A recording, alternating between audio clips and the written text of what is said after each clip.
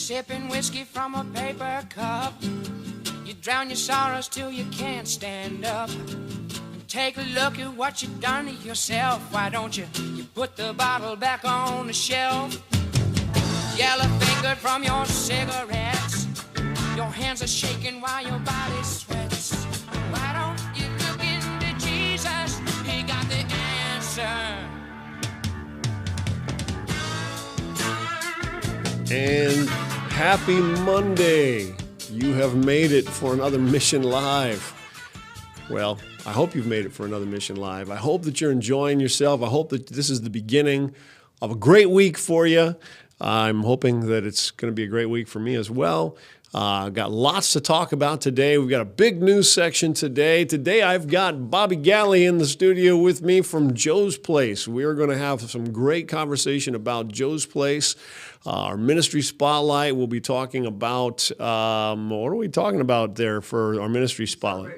Celebrate Recovery. Celebrate Recovery. We have got a ton of people that join and find themselves free from addiction through a Celebrate Recovery, and we're going to be doing a little ministry spotlight on them today. Today, we'll be doing our Rule of the Week, hitting up the harsh rule number 5 this week, and then we got a new book of the month here that we'll be talking about as the show goes on, and then, of course, as always, closing thoughts. So today, let's go ahead and get right to the news all up and down the West Coast.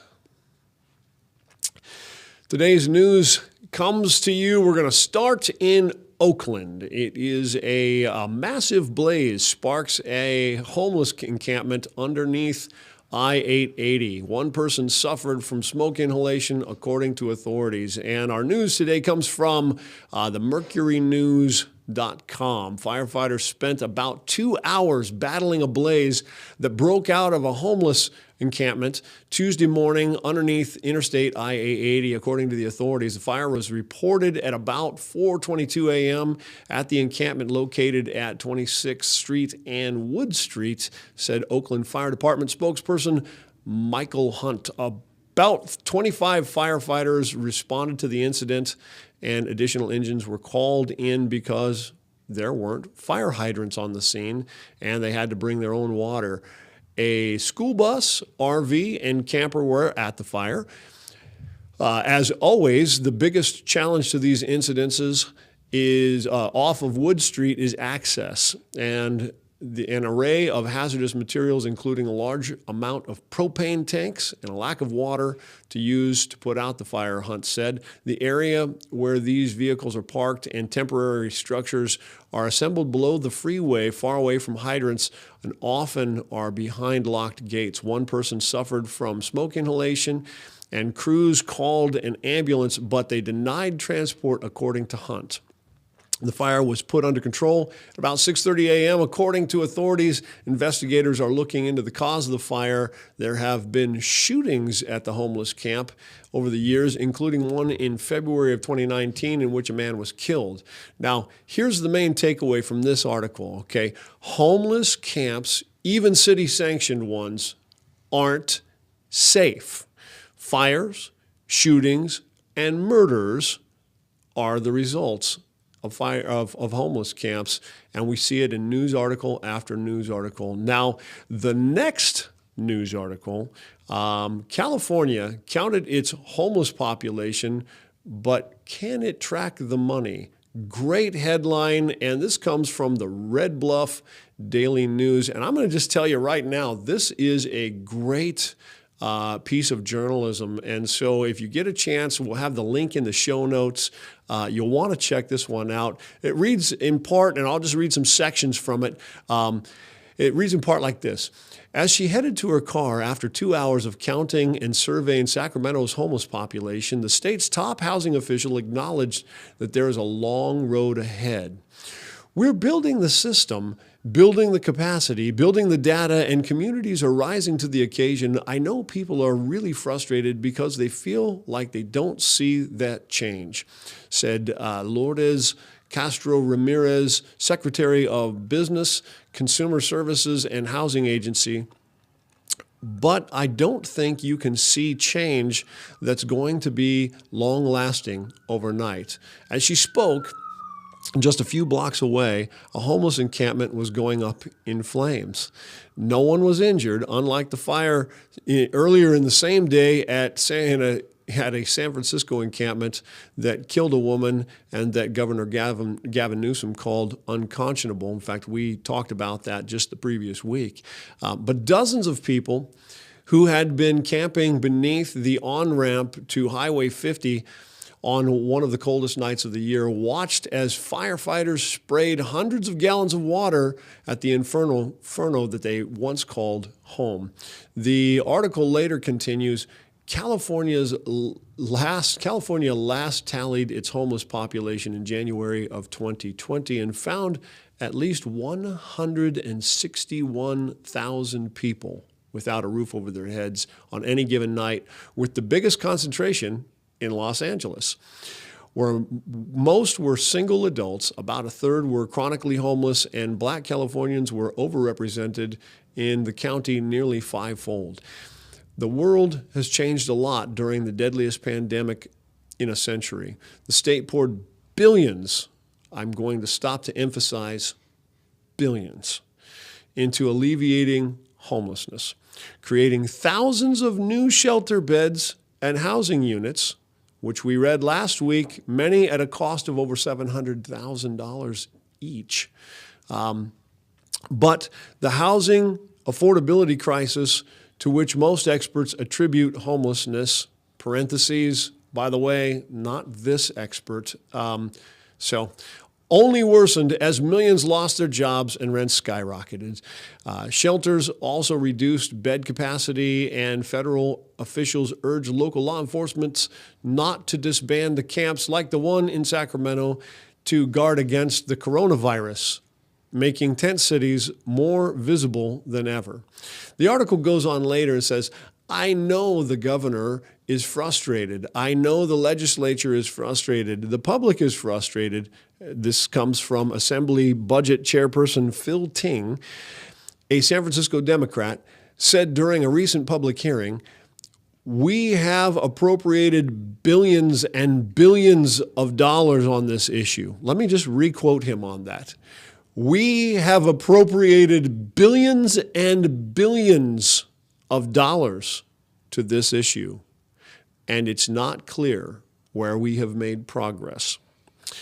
The reason for the limited available data is in part, go figure, because local entities serving people on the ground hadn't always been required to report outcomes to the state, and no state body provided effective oversight to the myriad of agencies that address homelessness the state auditor had found. A slew of laws passed last year are supposed to change all that. Okay, here's your takeaway. And I'll tell you, the article goes on. It's a great article. There's a lot of good information in it. The main point is this. The government cannot be trusted to fulfill its promises about solving homelessness. Now, if you live anywhere, especially here in Grants Pass, you need to get this. The government cannot be trusted to fulfill its promises about solving homelessness. There have been 10-year plans to end homelessness with millions and in some cases billions of dollars to solve it, and you will never get your money back. They can always be trusted to increase what they take in your tax dollars. And let me tell you what their goal is. Their goal is ownership of private sector land and increased bureaucracies where prevailing wage and PERS and stuff keeps growing and growing and growing. And they're going to do so in part by marginalizing the work of religious charities. A fantastic piece of journalism by Manuela Tobias, the Daily News, by the way. Good job. We will have again in the show notes. We'll be linking to that. And then, lest you think this is only a big city problem, Well, let's look up to Bend. Bend purchases the Rainbow Motel for homeless shelter, upsets some businesses. This comes from KTVZ.com. Again, all of these will be in the show notes. It reads, a recent Bend City Council decision to purchase the Rainbow Motel for a homeless shelter has upset some nearby businesses in the Central Business District.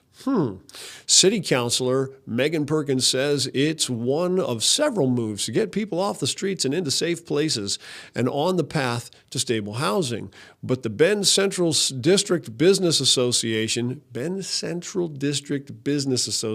I'll botch this later on probably, sent a letter to the City Council with some questions and concerns. In fact, the letter reads in part, you are aware of the erosion of the current livability and viability of the Bend Central Business District due to the economic, environmental, and safety impacts resulting from the current extensive and growing homeless encampments.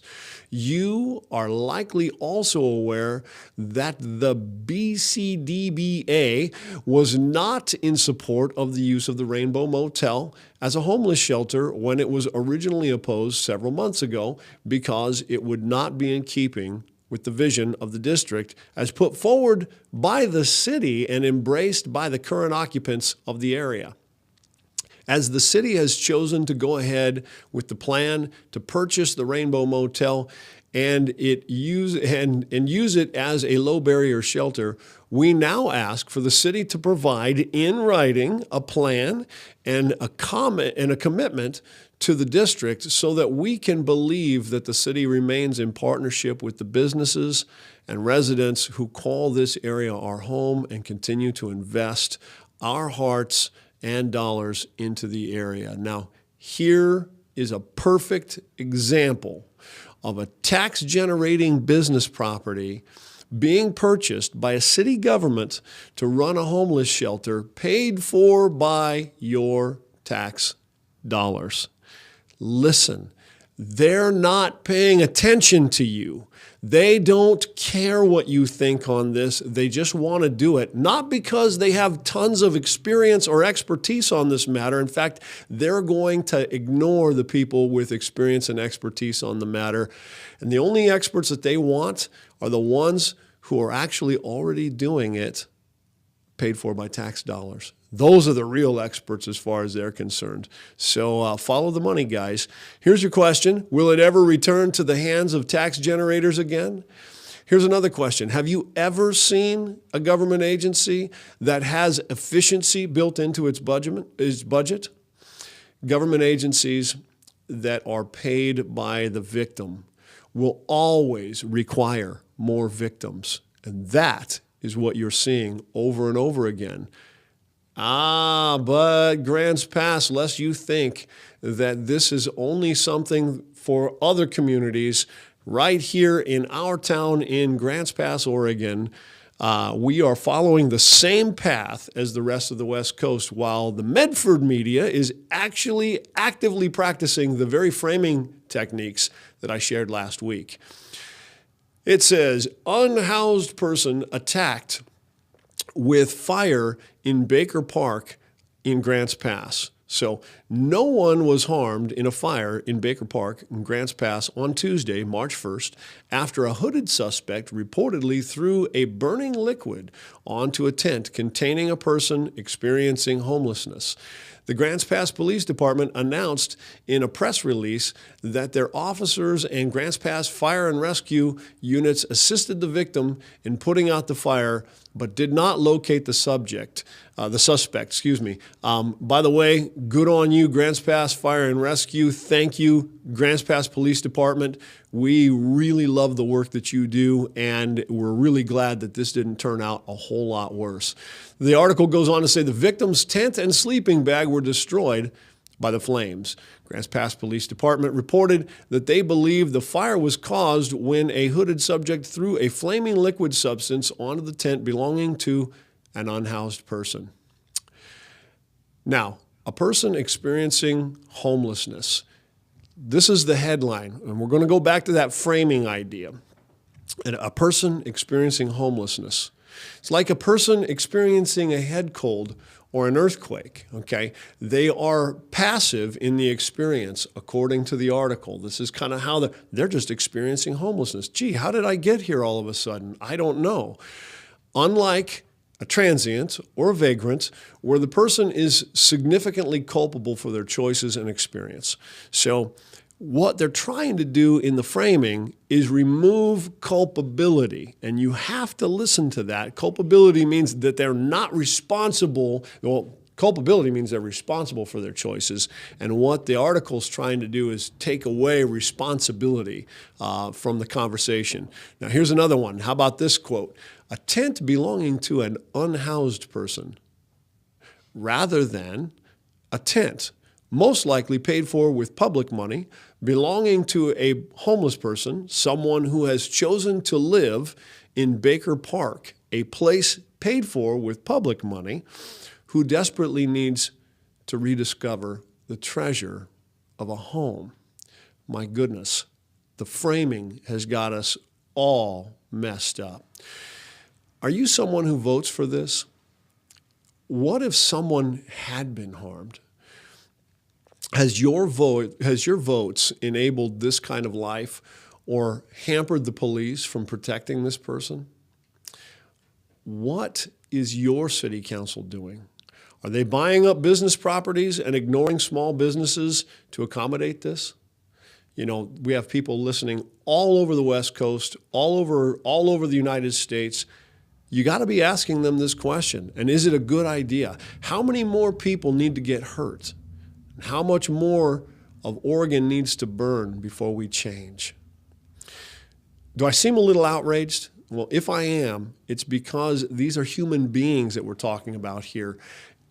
And we've settled for answers that are convenient for us rather than ones that reflect our value of their dignity, okay? We are fighting this way. We are fighting for our fellow countrymen as if they're pets that should be allowed a clean place to sleep and food provided by their owners. How long can we treat them like animals and then feign being surprised when they act like them? They are men and women and children made in the image of God. And we must remind ourselves of this fact if we will ever see the change that we really need to see in our community. So think this thing through. Come on, news media. Stop with the improper framing. And by golly, vote differently this time around, will you? Let's think about things, vote in ways that make changes. All right, coming next, we've got our interview with Mr. Bobby Galli from Joe's Place.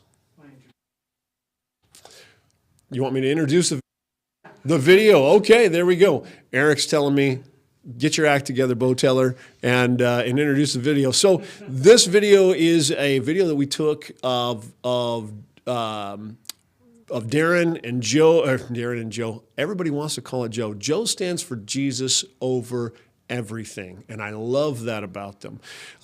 This is Darren and Bobby talking about what Joe's Place Ministries does, and we took this video, we did this video before the pandemic, so this was pre-2019, somewhere in there. They were even in a different building back then. So, but we'll get to get a sampling for what they are, who they are, and check it out. My name is Darren Williams. I'm the Executive Director of Joe's Place Ministries here in Grants Pass and now in Cave Junction. We started in 2009 as an outreach to homeless and at-risk kids.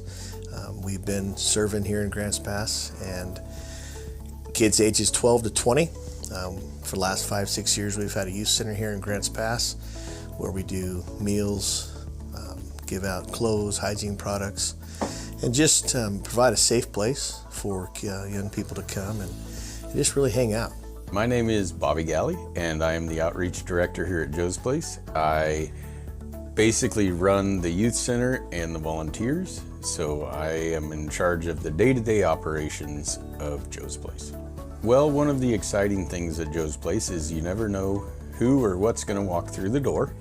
So it's greeting the kids and people that come in with donations, as well as all of that. And then there's always time for playing pool and ping pong and cards and having baby showers and birthday parties and going bowling, going to the beach. There's always something going on at Joe's Place. That's the highlight for me, is just the consistency of relationships that we're able to have with the kids. As we get to know them better, they get to know us better. There becomes a real family environment. Like, I was blessed the other day, one of the girls came in, walked all the way from her house, just came in to introduce her boyfriend to me.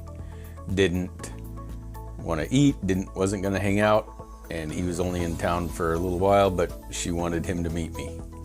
And just those sort of relationships and opportunities where you're able to just be an example in how they want your input and want you to be a part of their lives. That's what it's all about. And so it's really just relational evangelism. As you build that relationship, you're able to speak more and more truth, more and more love, more and more life, and more of Christ into their life. Yeah.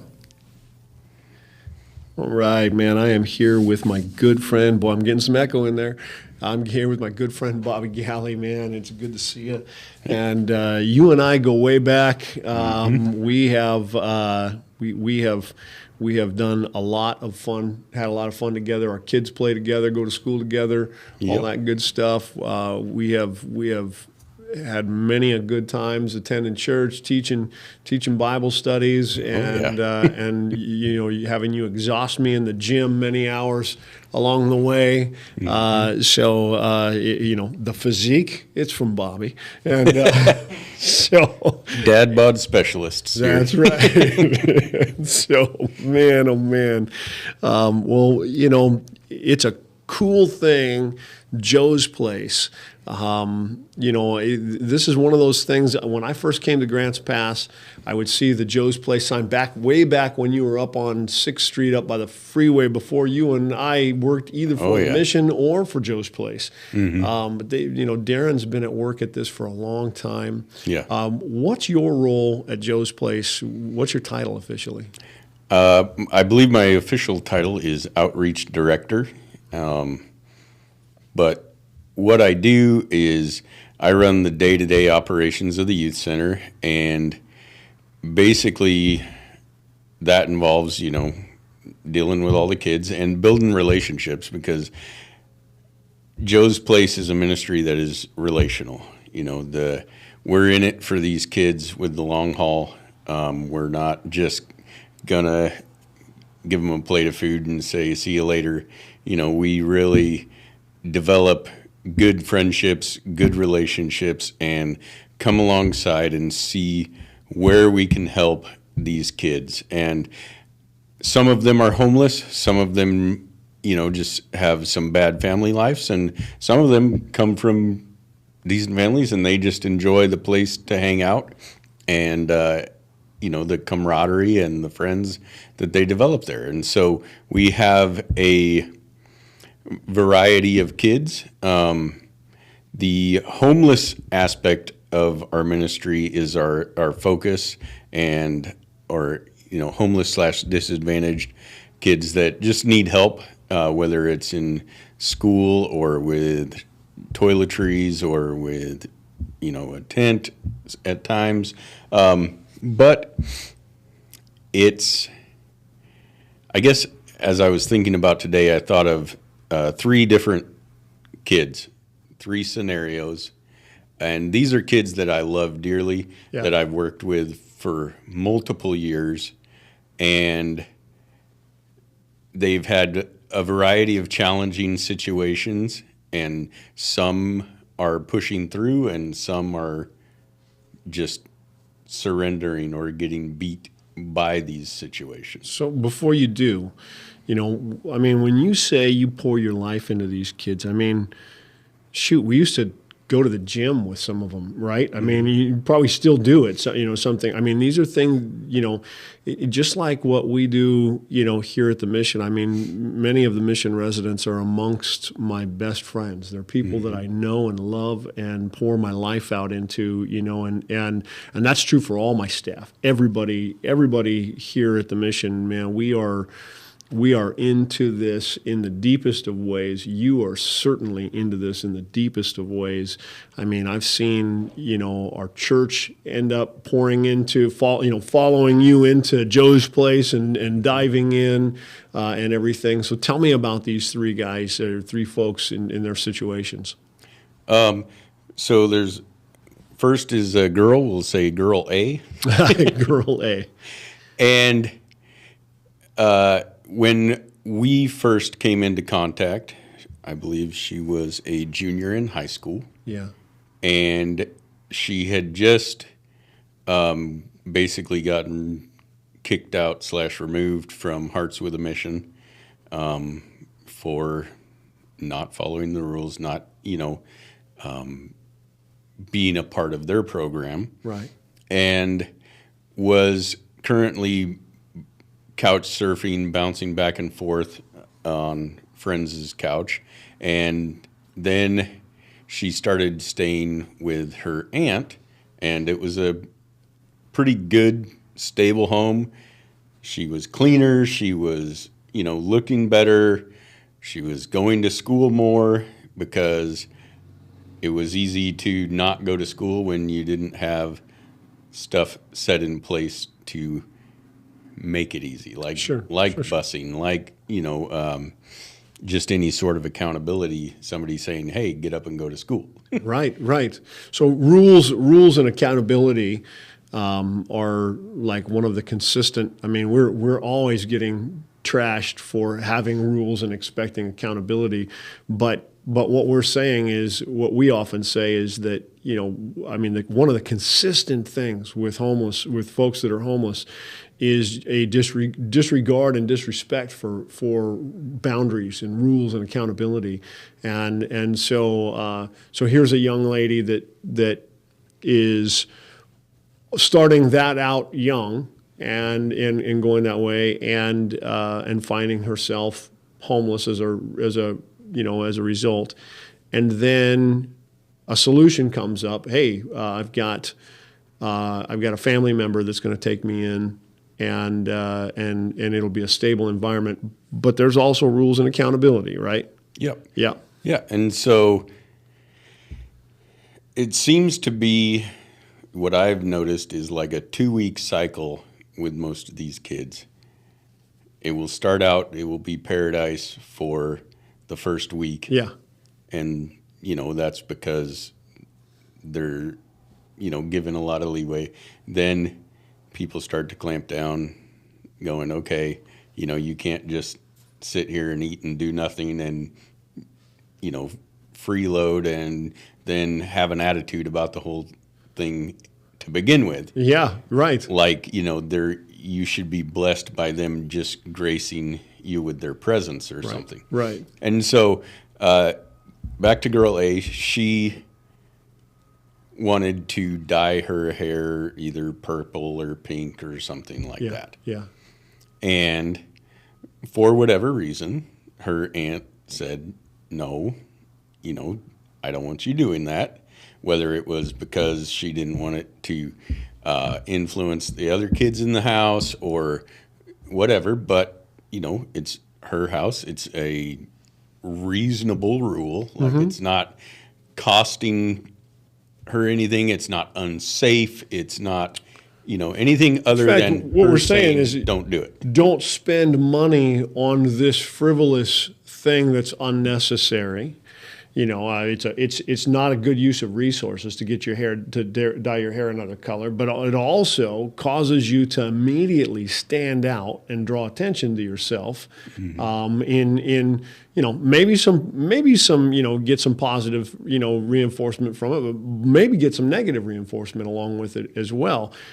Certainly, if she was out applying for jobs and things like that, that might hamper her success in some ways. So anyways, keep going. And so she decided to leave her aunt's house, that it was more important for her to have this hair color of her choice that she would then probably change within a few weeks or a month to a different hair color. Right.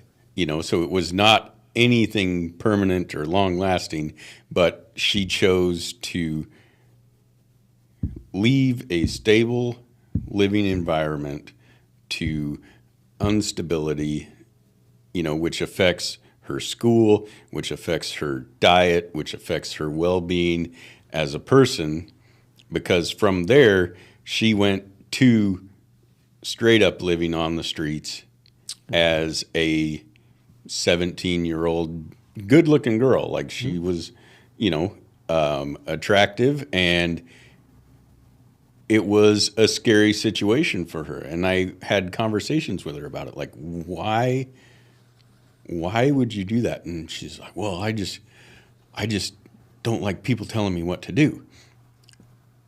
Well, I don't either. Nobody likes people telling them what to do. That's, that's the other theme, is they always say, well, I just have a problem with authority. No, you're just a person.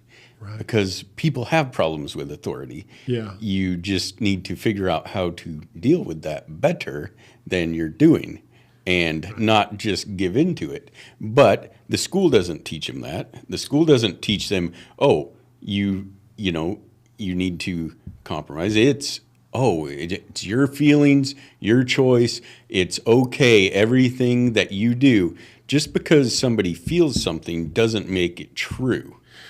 Or good. Yeah. Yeah. I mean, I was talking to one school teacher who was saying that she has a problem with a student in her classroom that will act out, and he'll start throwing a temper tantrum, and he begins throwing things and breaking things in the classroom, screaming and having a fit and falling in it.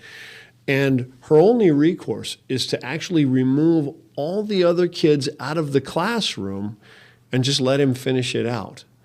And I'm thinking, this is what we're teaching our kids. You can't, look, God will not be mocked. You can't simply do this and then run around scratching your head wondering how we got here. Mm-hmm. You did this to yourself, in your education system, in your communities. You're doing this to yourself, and you can't sit there and then be surprised when you get bad results, right? Yeah.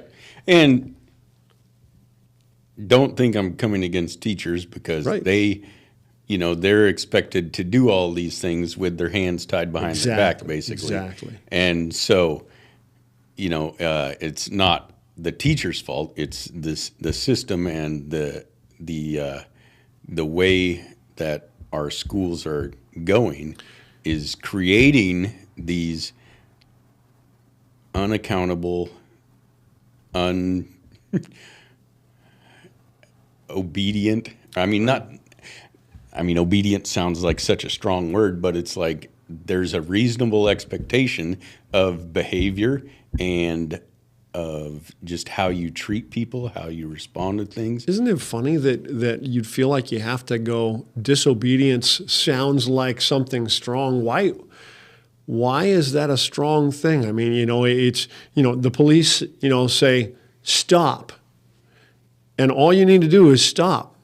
Mm-hmm. But they keep running, and they're surprised when the policeman uses force, or the policeman, slow down. You read the stop sign, read the speed limit sign, and when we don't, then we're surprised at the results we get. It seems, again, it seems like we're doing this to ourselves. Mm-hmm. And we're doing it to our kids, man. I mean, this is where I love that you guys, you and Darren and all the volunteers that come down there to Joe's Place are right there, really trying to engage these kids, even though they've been kind of, raised with and grown up in this kind of this sense of lawlessness and this, battle for their own autonomy and and everything. And we're going, no, it's actually good to submit to other people sometimes. It's actually for your benefit to humble yourself and submit to those people around you and in the relationships around you. That's a good thing. That's a very biblical thing, right? Yeah. And at Joe's Place, we don't have a ton of rules, but our biggest rule is, respect. It's respect the facility. Yeah. Clean up after yourself. Don't just break things because you're being careless or ridiculous, and respect the people around you. You're not going to just come in and be a jerk and be rude and be disrespectful to not only other kids, but staff or volunteers. Sure. And, respect yourself. Like, take pride in yourself. Yeah. And I have had conversation after conversation with a lot of these kids, and these kids have been kicked out of school, kicked out of homes, all of these things.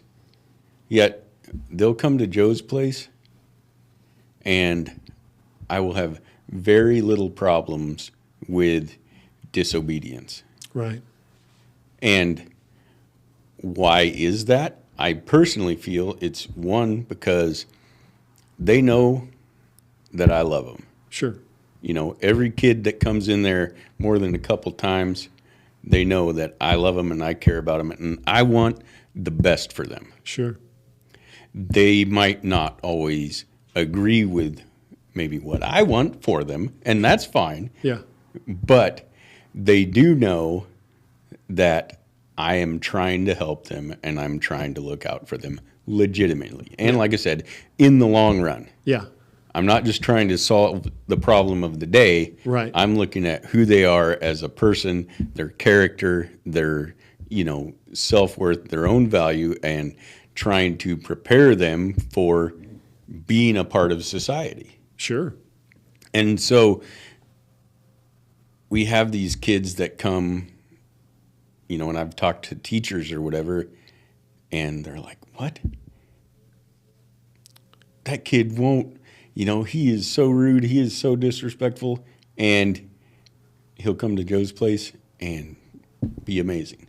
Wow. And So it's clear that they're capable of being amazing, which is what you've been saying all along. Mm-hmm. They're capable of being so much more than they've become, in part maybe because of the approach, in part because you've struck up that relationship with them, and maybe it's not that teachers haven't done this. Maybe it's that we have through our school boards and through our education policies and stuff, we have tied the legs and the feet and and the hands of teachers from being able to be that thing that you guys can be for them. Mm-hmm. Well, and if you don't give a kid a standard, they won't meet it. Right. Like, if you're not clear Yeah. with your expectations Yeah. and a minimum standard Right. of behavior of what's appropriate, what's okay, then they're not going to meet it because they're going to push the boundaries. Well, and the question is where's that standard come from? You have a standard that's, I think, pretty consistent with my standards and everything, but where does our standards come from? And in the public schools, can they share that same standard?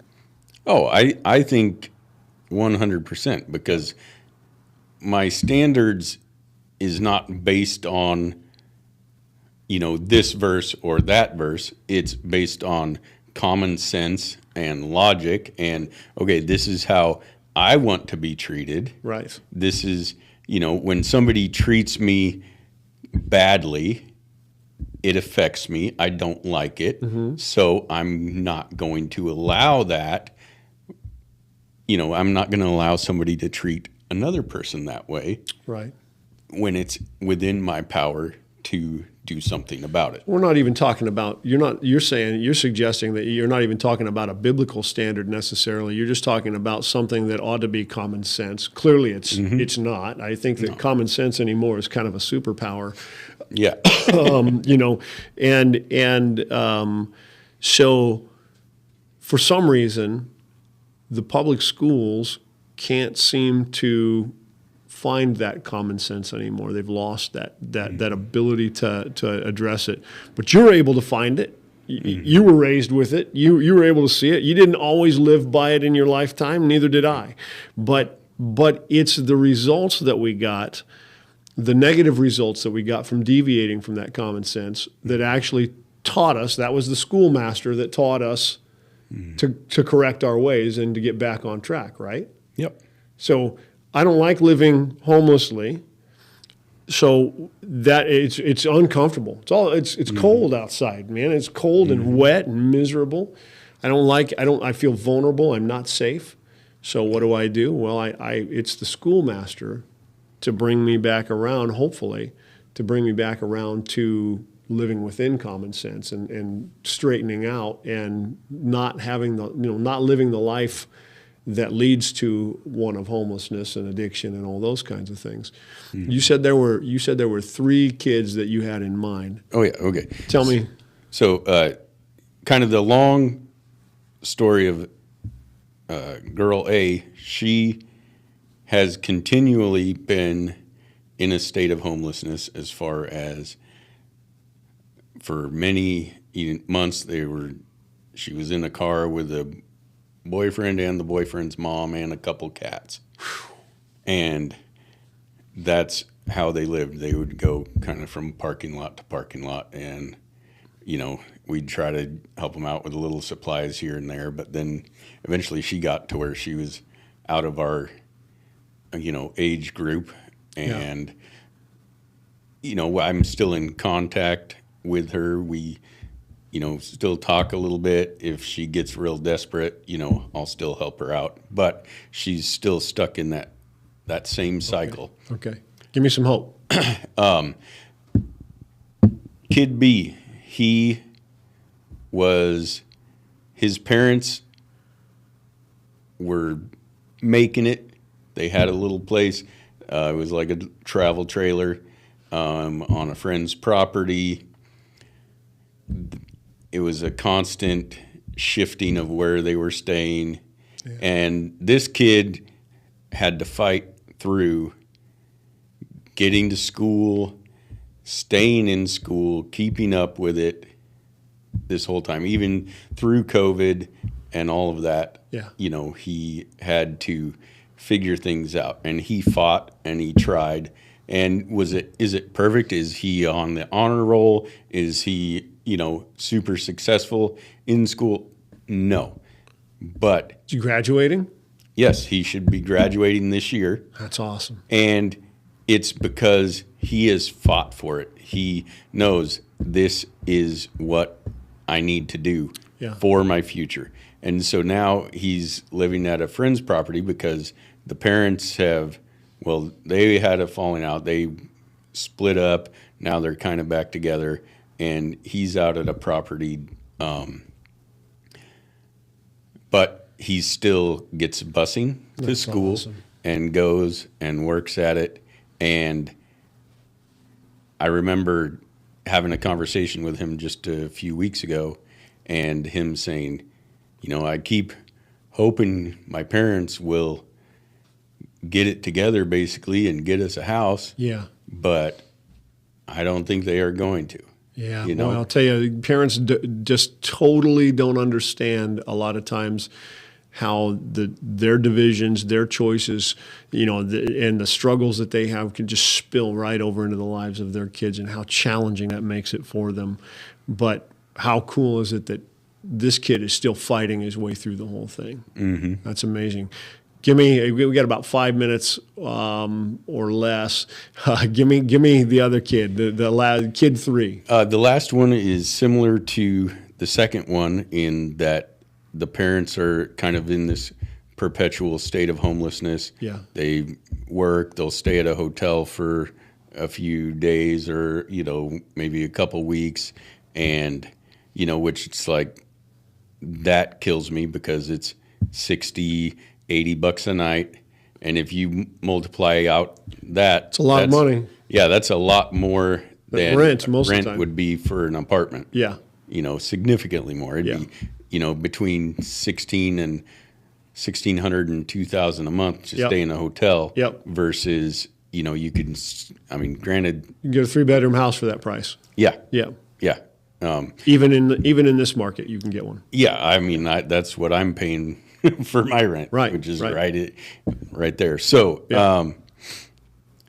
And this is a kid who has stuck with the parents as far as that goes. Yeah. But has not made school a priority, has not made, kind of bettering himself. And so he's kind of in this perpetual cycle where, he goes to school for a few weeks or a month and then either stops or gets kicked out, or, it's always the teacher's fault, or, this kid made me mad. And so there's always a reason for why they're not in school or why he's not going to school. And then it's homeschooled, which is not basically nothing. Yeah, he just doesn't do anything. And so his future is going to be hard. Yeah. Yeah. So you're telling me that, and you're telling the people watching that basically what you're telling these kids and what you're understanding, that these kids you didn't list for me a bunch of victims, even though each one are victims in their own way. Yeah, they have had very hard obstacles to overcome, and that's really hard as a teenager to try and figure that stuff out, or even younger at times. But they still have choices that they're culpable for along the way, that is part of what they do. And you're going to be there for them. Joe's Place is going to be there for them. Either way, you're gonna do your best to be there for them and help guide them in the right direction. Man, you guys have one of the coolest ministries in town. We love Joe's Place, and we love that there is such the Christian community in Grants Pass, and I'm sure in any town anywhere, the Christian community, because this is what Christian communities do, is we do really crazy good things. And we do the support for our communities in ways that they may not even be aware, but benefits the whole community, and does it without a penny of taxpayer cost or anything. It's an amazing thing. If somebody wants to support Joe's Place, if somebody is watching this and they just go, man, where can I write a check? Or how can I find out more? Where would they go? The website, joesplaceministries.org, I believe. Okay. And or just come on by. We're right across the street from the bowling alley, and I'm happy to give you a tour and talk to you. Do you know what the address is there? 1205 Rogue River Highway. Awesome. Okay, and that's in Grants Pass, Oregon, right? 27? Is that 27? Yeah, 97527. All right. Well, that's really good. So if you're somebody watching this right now and you are interested, I would say, by all means, check them out. Check out. You're going to come by and have fun. Go in and engage with the kids while you're there. Is there anything in particular that you guys have need of right now that there's a means, apart from just some financial support and prayer? I would say individually wrapped snacks, because that's one of the things we have always at the youth center is snacks, where there's every time I'm there, the kids are munching on something, right? Yeah, and so we go through a lot of those. It's the way all my family is when I come home. I see all my kids and stuff, munching on something. Yeah, so it's a consistent, it's basically we can't get too much of that. We can always use it, and so that's a good easy way. Just throw in an extra box of those bags of chips or something like that. So all right. thanks for coming in and checking it out with us again, man. Yep. And we need to be getting together and doing some munching at each other's house sometime soon. Yep. Say hi to your wife for me. Hi, Bethany. And She's watching. She's watching. That's awesome. All right, guys. Next is our ministry spotlight. We'll be talking about Celebrate Recovery. We've got a book review coming up and some closing thoughts. Stick around.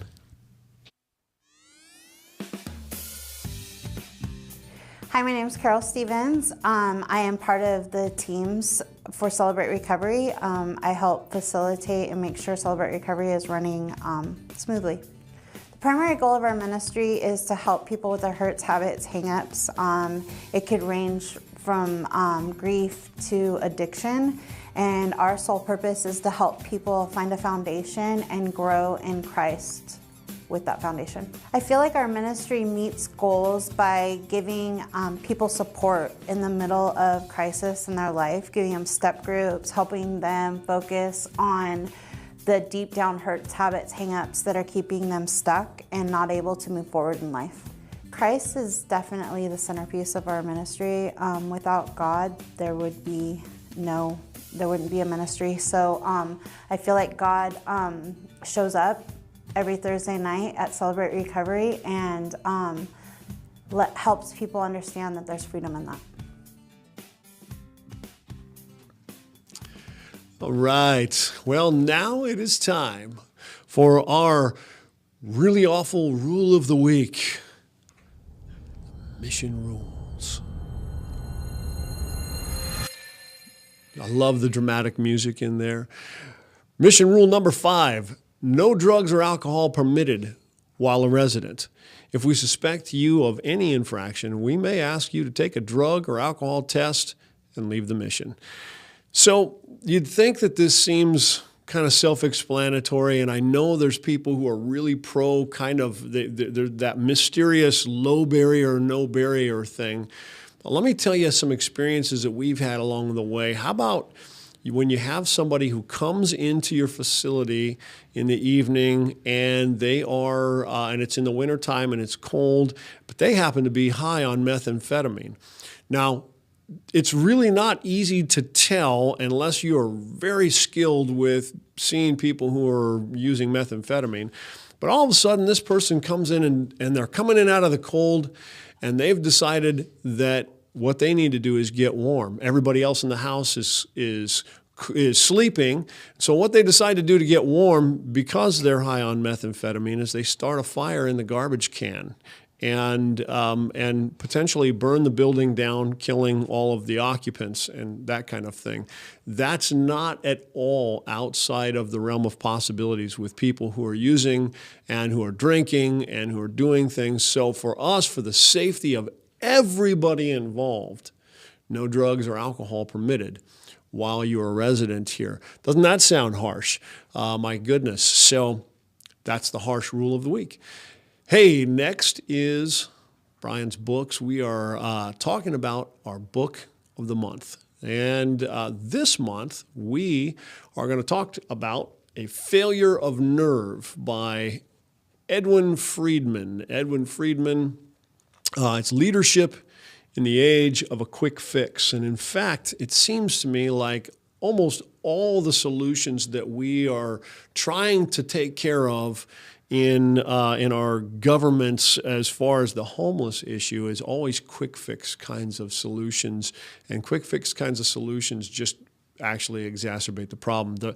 The Edwin Friedman, he died in the 90s. He was a leadership trainer for the military. He taught for the Pentagon. He's been a counselor. He was a brilliant man, Jewish rabbi, and just a fantastic thinker. And one of the things that he talks about in this book, A Failure of Nerve, is this idea that what we are seeing right now, he would call societal regression.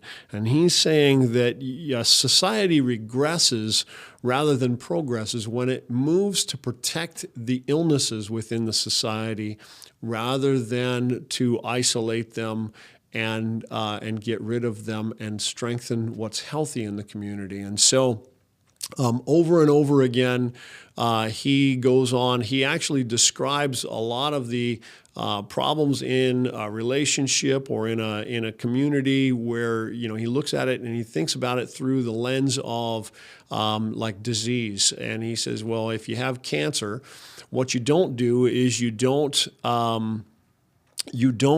surround and protect the cancer and do it at the expense of and the harm of the rest of the community, the rest of the body. And so he said, in fact, what you really do is you actually isolate the cancer, and you try and make the rest of the body super healthy so that it can fight that, and then you work to destroy the cancer cells. And he says the problem is that basically nobody really has the nerve that it takes to talk like that, to say the things that need to be said, and to really pursue the right course of action. So he's saying the problem that most relationships have when they start having problems, the problem that most societies have when they start having problems, is a problem of a failure of nerve. And so who are we going to find that has the nerve to say what needs to be said? Edwin Friedman would have said the things that need to be said, and I hope that we here at the Gospel Rescue Mission are the ones that will say to people those things that need to be said to get them corrected on the right path. So there's our book of the month. And now we'll get to some final thoughts. Some final thoughts today really are, again, in line with saying things that need to be said, come from the Apostle Paul speaking to the church at Thessalonica in 2 Thessalonians chapter 3, verses 6 through 12. It says, "Now we command you, brothers, in the name of our Lord Jesus Christ, that you keep away from any brother who is walking in idleness and not according with the tradition that you received from us. For you yourselves know how you ought to imitate us, because we were not idle when we were with you, nor did we eat anyone's bread without paying for it, but with toil and labor we worked night and day, that we might not be a burden to any of you. It was not because we do not have that right, but to give you in ourselves an example to imitate. For even while we were with you, we would give you this command: if anyone is not willing to work, let him not eat. For we hear that some among you walk in idleness, not busy at work, but busybodies. Now such persons we command and encourage in the Lord Jesus Christ to do their work quietly and earn their own living." This is 2 Thessalonians 3, 6 through 12. And this is our closing thought from the day. I mean, really, the apostle is telling us that he's telling us that we ought to work, and that we ought to be contributors to those who are around us. We ought to be contributors to our society, to our community, to our families. And these kinds of, when we're doing that, well, we can have community ourselves. But when we're not doing that, well, the apostle's actually saying, stay away from people who are not doing that. Remove yourself from their presence, and don't make them somebody that you hang out with. And the reason is simple, because it's just one of those things that they will end up costing you and destroying you as a community. And so when we think about homelessness, this is why the mission here in Grants Pass, we are often referred to as a working mission. We refer to ourselves as a working mission. If you're going to stay here, you have to contribute to the community that you're staying with. It's affording you the place to stay. And so it's not as some former ex-residents who have decided to bail because they didn't want to work would say, oh, it's a forced labor camp and all those kinds of things. No, we're asking you to clean up after yourself. We're asking you to contribute to the community in which you are living. We're asking you to donate your time, talent, and treasure, because everybody else is donating theirs to your success. And if you're going to be successful, that's how you do it. You come in and you start thinking about the needs of others. You start thinking about how you impact the world around you. You start taking concern for those things.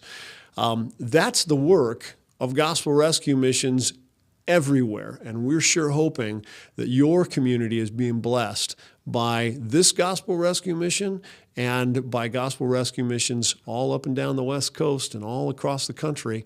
They're everywhere here. And that's another wrap from Mission Live. We sure appreciate your time. We thank you for joining us. Do us a real solid. If you have listened this far in the show, you are hardcore. Would you take the time to go in and subscribe to our channel? Would you take the time to share this video on Facebook, on your whatever social media you watch? Would you tell your friends about it? And again, would you join us next Monday for another Mission Live? Thanks again. Have a great week. God bless you.